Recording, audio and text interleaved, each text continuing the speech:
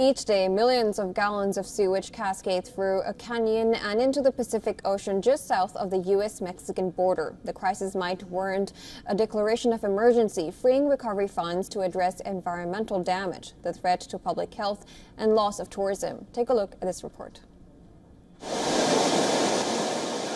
Imperial Beach is a Southern California community wedged between San Diego and Tijuana, and it's the kind of place where you'd like to stroll the pier, walk the sand, and surf the waves.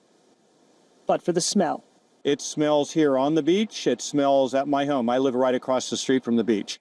And the yellow warning signs. It's crazy because I live right across the street from the beach. And I have a granddaughter who comes, but I'll bring her here, like where I sit, but I won't put her in the sand because obviously the water comes up and goes down, or play in the water. The reek and the caution is because each day, millions of gallons of raw sewage originating in Mexico is gushing into the Pacific Ocean just south of here. Paloma Aguirre is the mayor of Imperial Beach. We're living the biggest environmental crisis in the nation, in my opinion. We have been named, sadly, the most polluted beach in the entire United States.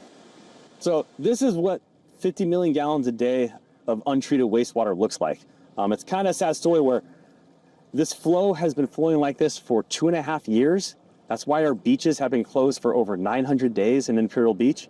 Chris Helmer is the director of environmental and natural resources for the city of Imperial Beach, and he's standing alongside the Tijuana River. A mix of treated and untreated wastewater flows into this river from an overburdened and aging treatment plant on the American side of the U.S. Mexico border. The International Wastewater Treatment Plant was built in 1997 to treat sewage from the city of Tijuana. It belongs to the International Boundary and Water Commission, a creation of U.S. Mexican treaty agreements. Morgan Rogers gave Reuters a tour of the facility where he said the plant's capacity was strained until it sailed. Back in March of last year, all 5 of our primary sedimentation tanks were out of service. So we've been out of compliance with our permit for a while.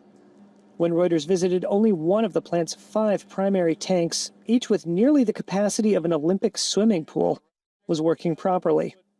See some flow coming through here, but so we're making some good progress. We need at least 3 of these tanks online to properly treat the wastewater. So we're expecting that we'll be in compliance again in the August timeframe.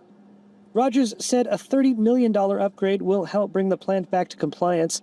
And he said the plant is also about to undergo a $600 million expansion to double capacity, of which $400 million has been budgeted.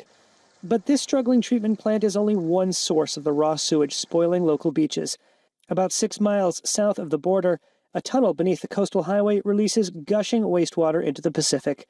It is outflow from San Antonio de los Buenos, Tijuana's broken-down sewage treatment plant. Mexico says a new $33 million plant under construction is scheduled to come online by September 30th.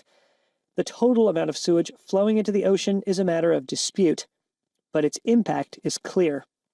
While Mexico is not officially admitting that they're dumping this amount of water, it doesn't take much deduction to be able to figure out that this is actually sewage. You can see it, you can smell it, you can visually inspect it as it's flowing into the river valley south of the border, which we have done. We've known how to treat sewage for over 100 years. We just need to have the political will and the money to invest in it to treat it properly. Because we should not, absolutely not have people living next to a river of raw sewage and toxic chemicals. It's insane. Lila Usigas is the executive director of San Diego Coastkeeper, an environmental organization. And that has huge ecologic environmental impacts, has enormous public health impacts that we're just learning more about, and it also has ecological impacts to the marine environment in the Pacific Ocean, to the environment here in the Tijuana River estuary, which is a National Wildlife Refuge. It's a globally recognized tidal wetland. It's one of the few remaining tidal estuaries on the west coast of the U.S., but it's being slowly destroyed and contaminated by this toxic flow of pollution.